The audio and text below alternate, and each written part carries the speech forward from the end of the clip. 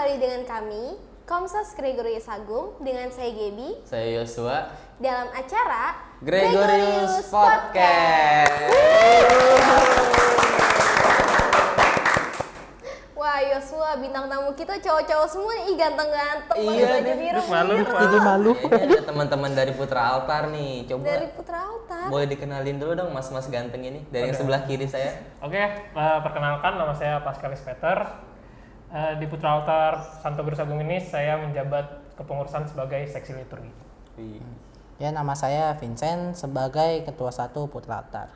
Berarti di podcast kali ini kita bakal bahas tentang Putra Altar. Iya. Pantesan nih, di sini ada barang-barangnya Patar, tapi aku nggak tahu namanya nih, Yos. Kayaknya mumpung ada Patarnya langsung, di sini kita bisa langsung tanya ya, Patar. Ini kan bentukannya unik kan ya, kayak lonceng-lonceng itu. Ini namanya apa sih? Jadi ini namanya Salah. Yang ini. Salah, yuk bisa yuk. ini namanya kerincingan.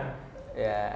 Karena bunyinya Oh, kerincing. Namanya kerincing karena bunyinya kerincing gitu. Kerincingan. Kerincingan. Nah, kerincingan ini ada temennya. Kalau di altar itu ada namanya gong. Gong. Kenapa Gong. bunyinya gong? Kenapa bunyinya gong? Kenapa namanya gong? Karena bunyinya gong. Gong. Gitu. habis itu. Selain itu, Selain kerincingan, mungkin gong, ada sahabatnya. Ada lagi sahabatnya sih. ada Ini sahabat yang khusus kita dipakai, lupain, ya, iya. khusus dipakai saat Kamis Putih doang. Namanya klotekan. Bunyinya klotek dulu. Makanya namanya Patekan. Kayak namanya klotekan. Itu apa bedanya kerincingan sama klotekan? Kalau klotekan itu dipakai khusus saat Kamis Putih doang sih. Kalau kerincingan ini dipakai rata-rata semua misa. Fungsinya sama tapi Fungsinya kalau kerincingan ini lebih untuk memeriahkan saat konsekrasi. Jadi fungsinya menyambut tubuh dan darah Kristus. saat Konsekrasi. konsekrasi. Ya. Kalau klotekan itu kan dia lebih sebagai pengganti dari kerincingan karena kan itu saat Kamis Putih, jadi istilahnya apa ya, hening gitu. Gitu sih paling kalau misalnya buat klotekan, soalnya kita bisa bilang jarang dipakai ya kan. Bisa bilang benar-benar buat pas Kamis Putih doang. Jadi itu bisa sebutnya eksklusif lah ya itu. klotekan. eksklusif. Iya. Eksklusif.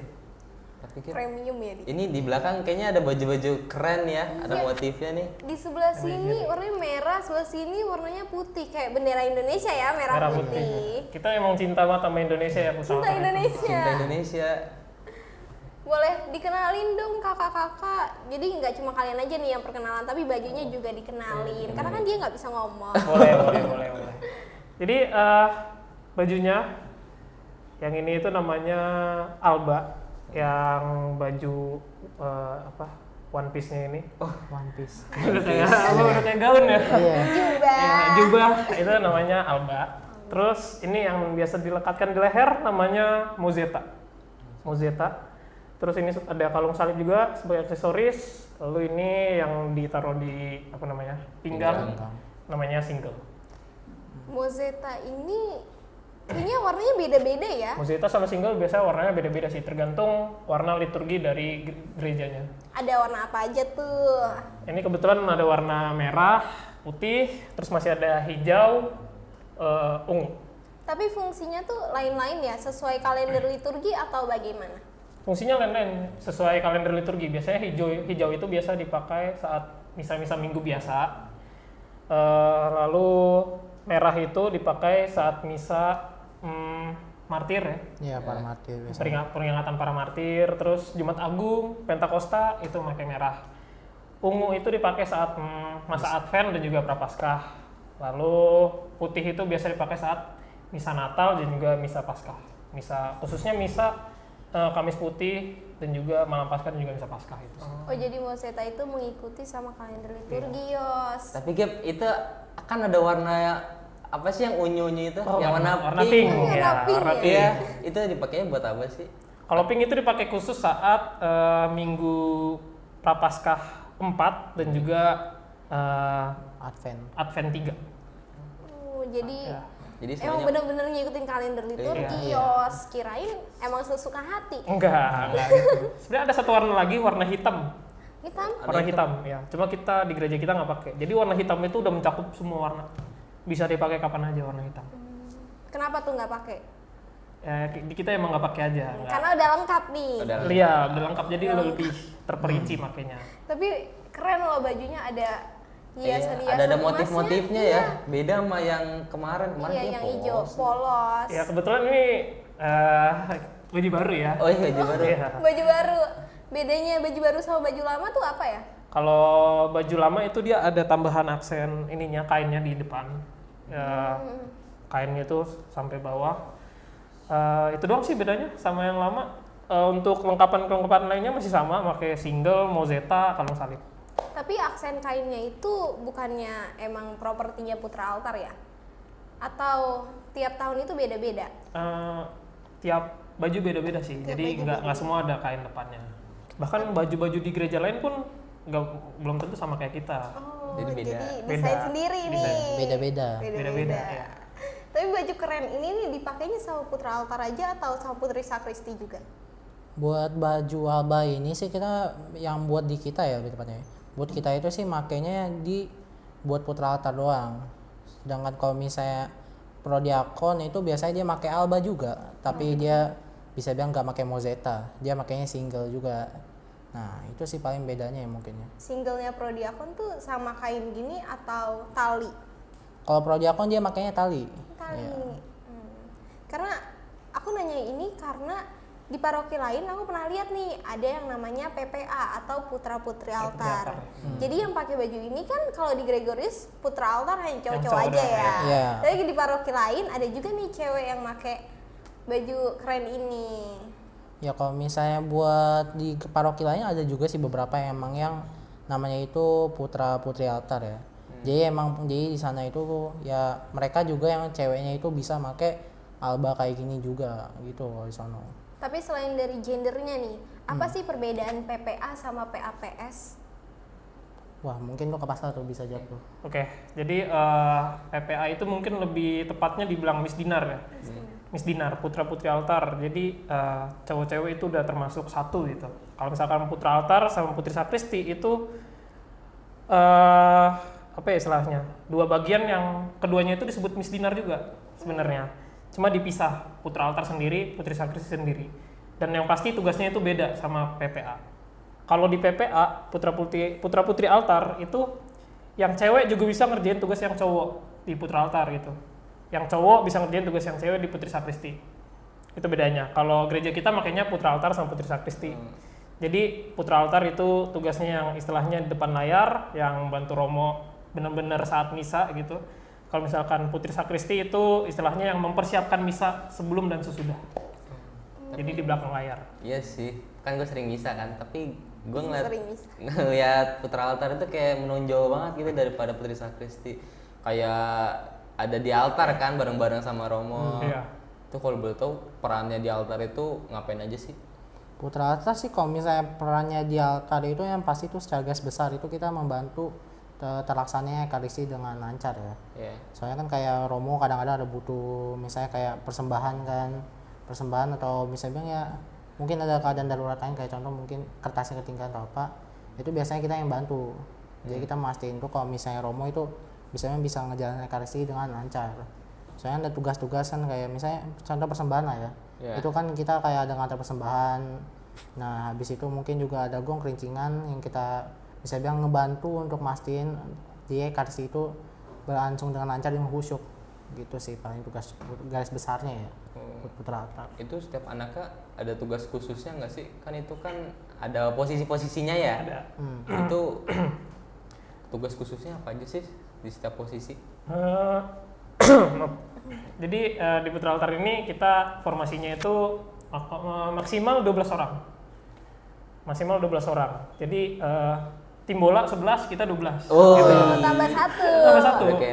Sama wasit mungkin. Tuhan. Iya. Jadi 12 orang itu dibagi dua apa ya istilahnya, dua baris. Salib sama lilin. Kembali ke salib, lilin. Iya.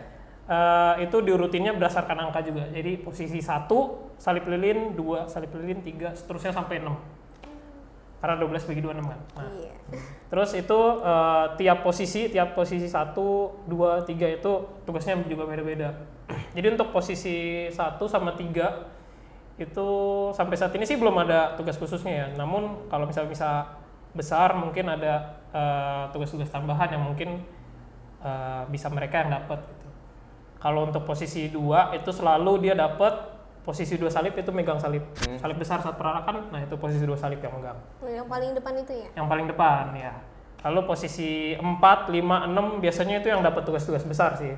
Kayak membunyiin gong kelincingan, terus bantuin Romo ngasih persembahan di atas, ngasih piala, ampul, sibori segala macamnya di atas gitu.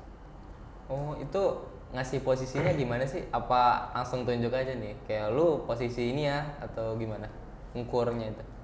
Untuk posisinya itu diurutin berdasarkan tinggi badannya.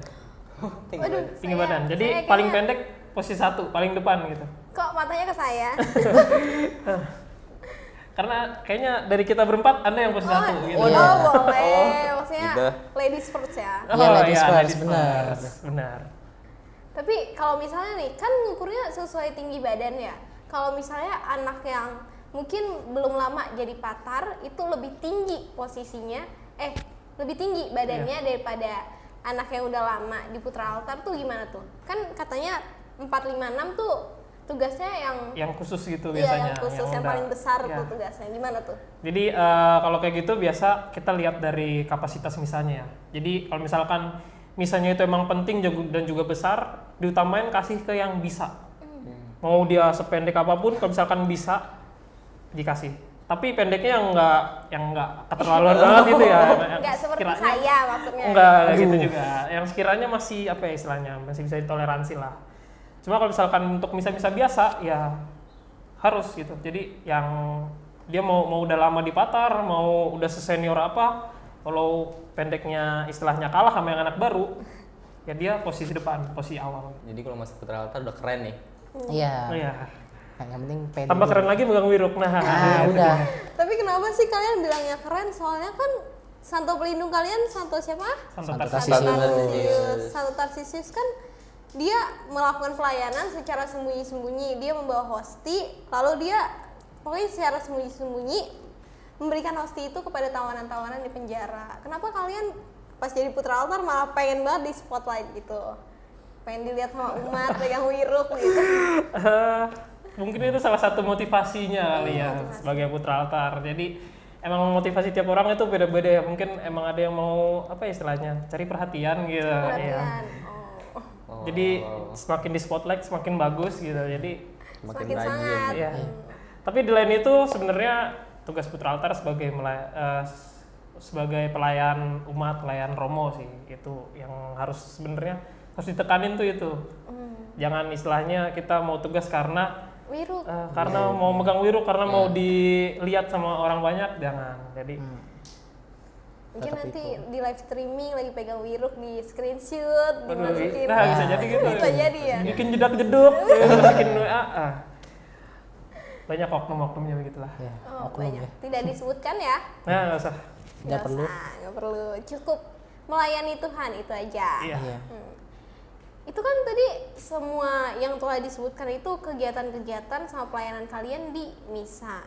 Aku penasaran deh, kegiatan-kegiatan kalian di luar misa tuh ada nggak sih? Kayak misalnya dulu tahun-tahun yang lalu OMK sama Putra Altar itu kolaborasi untuk ngadain olahraga bareng atau enggak agenda kumpul bareng. Kalau di tahun ini sampai tahun-tahun ke depan kira-kira ada rencana nggak? Dibilang ada rencana atau enggak sih pasti ada ya. Soalnya kita bisa bilang kan salah satu tujuan kita untuk regenerasi ya dari waktu masa Covid di mana kita itu benar bisa bilang ya nggak bisa ngapa-ngapain lah gitu kan di gereja kan. Terus pelan-pelan kita juga udah mulai bisa bilang regenerasi, mulai ngadain kayak sering-sering ngumpul bareng, kita kan pertemuan. Terus habis itu belum lamanya juga kita ada ngelakuin yang kata perayaan Santo Pelindung Tarsius, sama ngebantu juga pelindung Santa Teresia kan yang punya sakristi. Terus habis itu juga salah satu event terdekat yang belum ya kurang lebih sekitar sebulan lah ya, dari sebulan yang lalu itu ada juga John Paul, itu bisa bilang ya event antar gereja di ini sih katedral gitu. SKJ, Ya SKJ.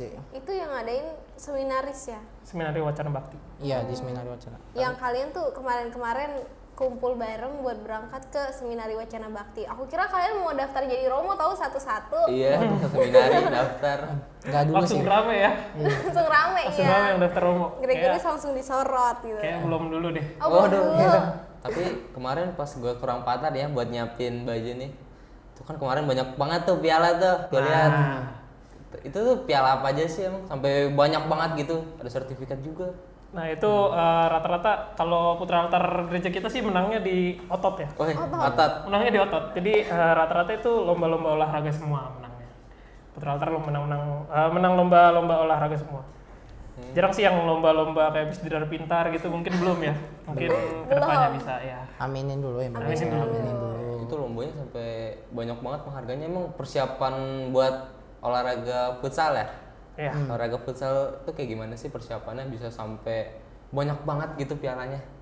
Kalau futsal ya, untuk futsal itu mungkin memang banyak peminatnya ya. Jadi di kita pun dari Putra Altar sendiri tuh kalau misalkan kita ngadain istilahnya olahraga bareng sekalian seleksi, itu banyak yang ikut sih.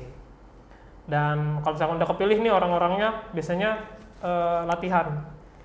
Dan itu ada pelatihnya. Pelatihnya kita biasanya minta tolong sama alumni. Kayak John Paul kemarin kita juga minta tolong sama alumni. John Paul sebelumnya juga minta tolong sama alumni. Jadi alumni masih turut campur tangan lah sama kita. Jadi nggak ditinggal gitu. Terus latihannya ya tergantung menu latihannya si alumni itu sih, si pelatihnya maksudnya. Dan juga selain latihan internal kita juga biasa ngadain latih tanding atau sparring gitu sama gereja-gereja lain. Oh, jadi udah tanding duluan nih sebelum Iya, ada sebelum lomba. acara Iya, intinya. jadi nyelidikin musuh lah istilahnya, mata-matain musuh. Jadi ngelihat sejago apa mereka gitu. Wah, berarti kalian jago banget nih. Pede aja dulu ya. Pede aja dulu, Pede iya. dulu. Dan kebetulan yang tahun ini John Paul kemarin kita udah sempat latih tanding sama paroki Tangerang dan juga paroki Karawaci, HSPMTB, gereja HSPMTB sama gereja Santo Agustinus. Tapi gimana nih dari sparring itu kalian udah lihat kan gimana musuhnya itu pas tandingnya sendiri itu kalian dapet lawan mereka atau enggak? Kebetulan sih enggak ya. Enggak. Karena kan emang lomba John Paul itu kan diikutin se-KAJ ya, jadi banyak banget parokinya yang datang sih. Kemarin futsal kalau nggak salah 31 kayaknya. 31 paroki. 31 paroki. Banyak banget. Keren sih. Yang ini ya supporternya tuh banyak banget itu sampai ada drum, ada Nah itu kita sampai bawa supporter sendiri di buset. paroki keren banget. Gregory Berarti Sambung. solid banget nih Putra Altar. Udah solid Jangan banget sih. Putra Altar, kemarin Putri Sakristinya juga ikut bantu. Putri Sakristi ikut bantu. Iya, Teriak. ikut bantu. Ih, Ikut meramaikan suasana. Meramaikan suasana. Kita nggak diajak. Mungkin Next mau. yang tahun depan. Mungkin next bisa lah, next. Tapi kita minum dulu nggak sih? Daripada ini kan lagi seru-serunya nih. Boleh. Boleh. Masa juga haus lagi. Udah. Alhamdulillah. Minum ya. Minum. Ya. Nah, ngomongin soal John Paul nih, emang kemarin lombanya ada apa aja sih? Kayaknya meriah banget gitu. Meriah banget sih itu. Buat lomba sih kita yang pasti dari John Paulnya sendiri sih ada total kalau nggak salah itu 6 lomba.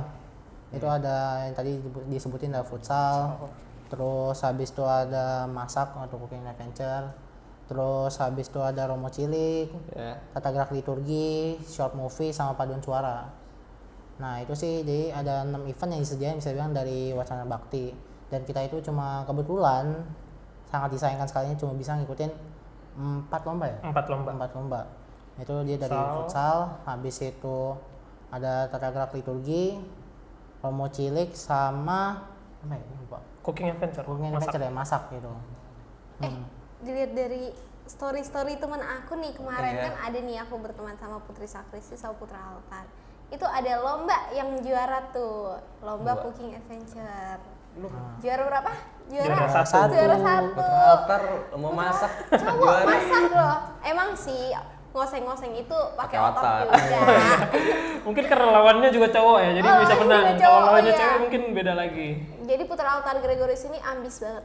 Nah, kebetulan Kira-kira? yang masaknya udah, yang Oh, udah ahli. pesertanya udah cukup berpengalaman Oh, ya. cukup berpengalaman. Si John Paul sebelumnya dia juga pernah ikut, jadi yang kali ini dia belajar lah dari kesalahan. Belajar Jadi- dari kesalahan. Iya.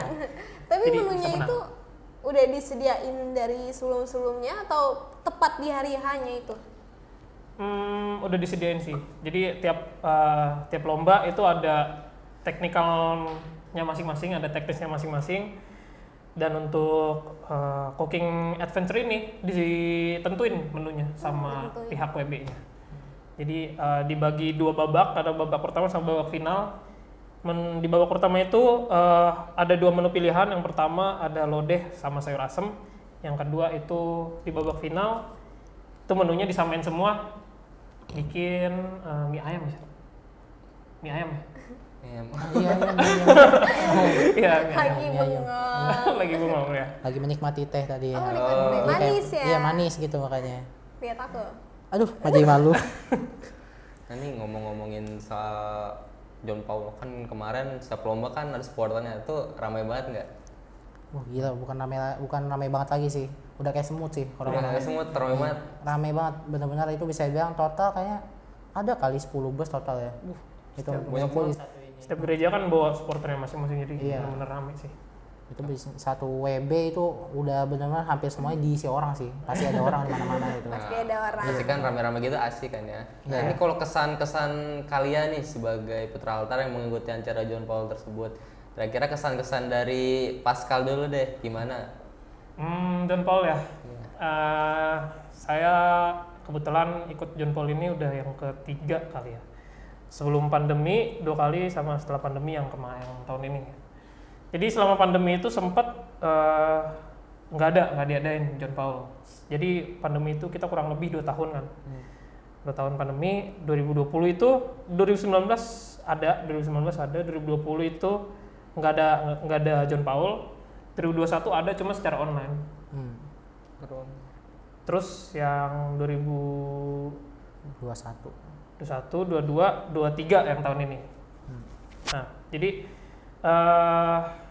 kesannya bener-bener atmosfer, apa istilahnya, atmosfer kompetisi sama atmosfer persaudaraannya masih sama sih kayak tahun-tahun sebelum pandemi. Jadi bener-bener nggak luntur lah, hebatnya gitu sih.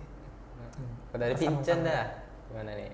Apa ya, kalau misalnya dari gua sih kesan pesannya sih benar-benar kayak emang udah ciri khas banget ya John Paul itu ya, benar kayak ramai banget dari semua gereja. Terus gua kan kebetulan total gua ada 3 atau 2 kali deh, 2 kali ngikutin John Paul ini.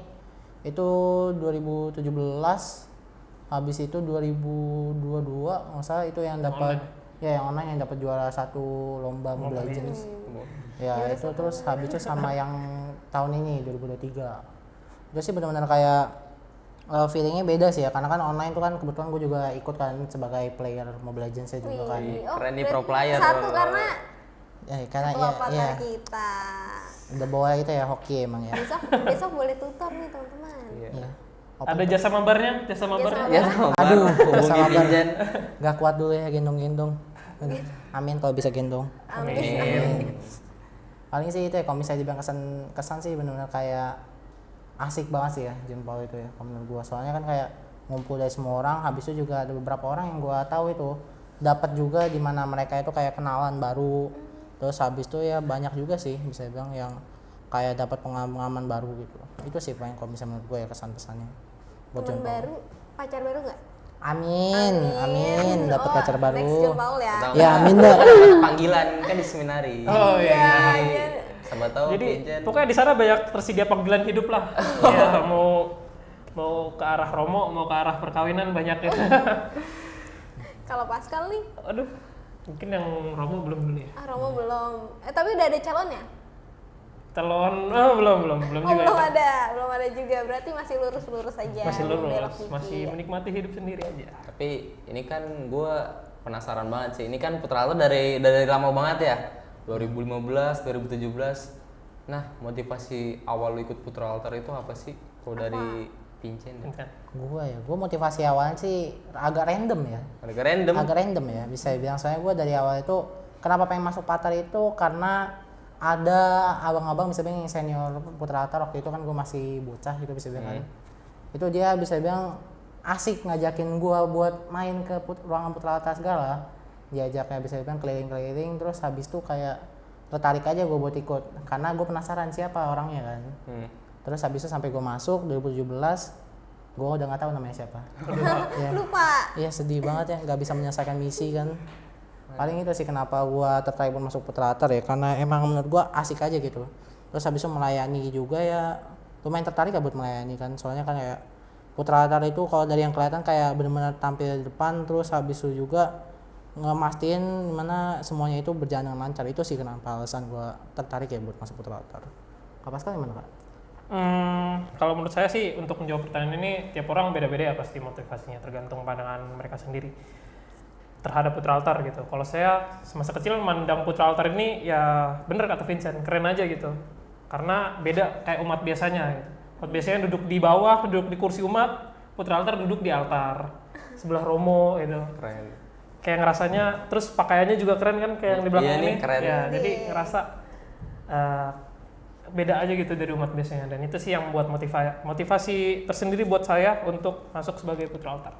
Tapi gimana tuh beda sama umat biasanya? Padahal kan di mata Tuhan kita sama nih. Mungkin itu menjadi ini ya, apa istilahnya, pembeda dari Putra Altar. Jadi motivasi untuk pelayanan juga, jadi nambah semangat saya untuk melayani Tuhan gitu. Jadi istilahnya nggak jadi umat biasa, umat awam yang istilahnya duduk mengikuti misa, saya turun langsung bantu menyiapkan misa gitu. Tampil di depan ya, tapi kan biasanya ngasih persembahan itu kalau di Alkitab ya ada yang kata-kata yang bilang kayak jika engkau memberikan menggunakan tangan kananmu, janganlah diketahui tangan kirimu.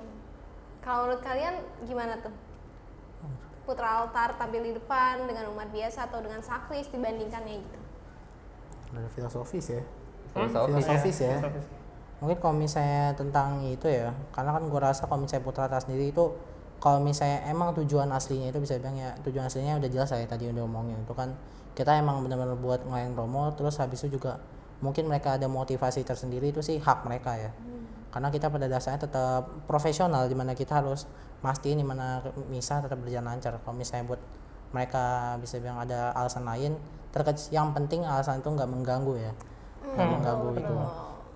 Soalnya ada banyak kasus yang bisa bilang ya masalah pribadinya itu bisa bilang ya alasan pribadi mereka kayak pengen kelihatan keren segala itu akhirnya ngeganggu pas misalnya itu. Seleksi alam ya. Iya, gitulah bisa dibilang. People come and go. Iya, kelas banget. Tapi samping itu yang pasti tujuan kita semua sama, melayani Tuhan. Melayani Tuhan. Pantes itu banyak anak-anak kecil kan pas gue lagi tugas nih ya. Ada anak kecil tuh Putra Altar, kecil-kecil nih, anak kecil, tapi udah masuk Putra Altar. Kan biasanya anak zaman sekarang kan ya, daripada tugas nyope-nyopein, mendingan gue mabar. Tapi anak-anak di Putra Altar ini beda lagi nih, yang kecil-kecilan. Kira-kira pada semangat melayani Tuhan apa? Kira-kira apa sih hal yang menarik dari Putra Altar itu?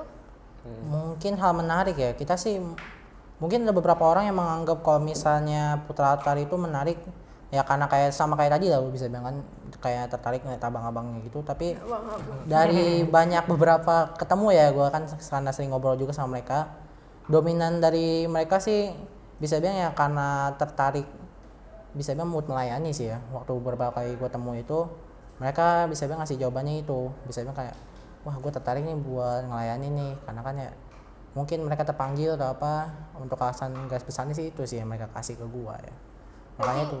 Kumpul sama Putra Altar tertarik jadi Putra Altar. Kalau kumpul sama Romo tertarik jadi Romo juga nggak? Bisa jadi. Bisa jadi ya. Panggilan tiap orang beda-beda. Panggilan tiap orang beda-beda, waktunya juga beda-beda. Iya. Kan habis jadi Putra Altar diajak nongkrong bareng sama Romo. Gimana sih? Gimana? Vincent Gak udah dulu ya, diajak nongkrong mau, tapi diajak ke seminari kayaknya pikir-pikir dulu ya. Pikir dulu. Iya. Kirain langsung, iya saya bersedia mau gitu. Waduh, enggak dulu sih ya, makasih itu ya soal itu ya. Tapi keren sih jadi Putra Altar. Rasanya pengen minat, tapi ada nggak sih itu apa namanya persyaratan untuk menjadi Putra Altar? Oh iya, ngomongin tentang minat nih, omku itu udah kuliah semester 4. Dia tertarik nih, baru tertarik jadi Putra Altar. Kira-kira bisa nggak sih? Itu panggilan yang telat ya. Mohon maaf. Jadi mungkin bisa daftarnya sebagai pelayan prodiakon aja. Prodiakon. Karena Putra Altar tuh kenapa sih? Ada persyaratannya tersendiri sih. Ada persyaratan tersendiri. Minimal udah menerima sakramen baptis dan juga sakramen ekaristi. komuni pertama. Dan juga maksimal tuh dia bukan lulusan, maksudnya maksimal lulus SMA. Jadi setelah lulus SMA udah nggak bisa daftar lagi. SMA aja. SMA aja. SMA ke bawah itu masih bisa maksudnya. SMK. Ya, SMK boleh. SMK boleh. Ya SMA Kasihan sederajat. dong. Sederajat. SMA Nah, sederajat. sederajat. Jadi ada yang mau dipenasarin lagi nggak nih? Ini loh, tadi kan ngomongin tentang umat yang duduk di bangku umat sama putra altar yang duduk di dekat altar. Itu aku kadang suka bingung deh. Ada yang duduknya tuh beda-beda. Ada yang begini, ada yang nyender, atau kadang ada juga yang bablas nyender tidur. Tidur. Kira-kira cara duduk yang bener tuh gimana sih?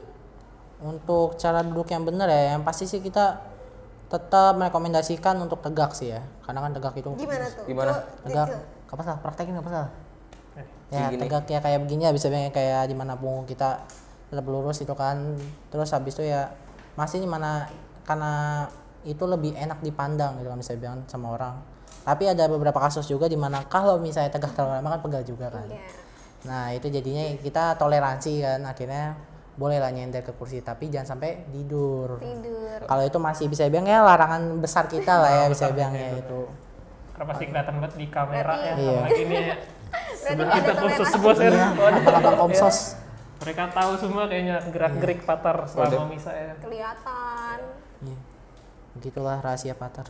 Rahasia patar. Sekarang agak kebuka ya. Ya sudah Tapi terbuka ya. oknumnya nggak kebuka. Oknumnya masih belum. Itu oknum-oknum aja kok. Semuanya yang lain masih pada semangat semua. Masih pada fresh. Fresh.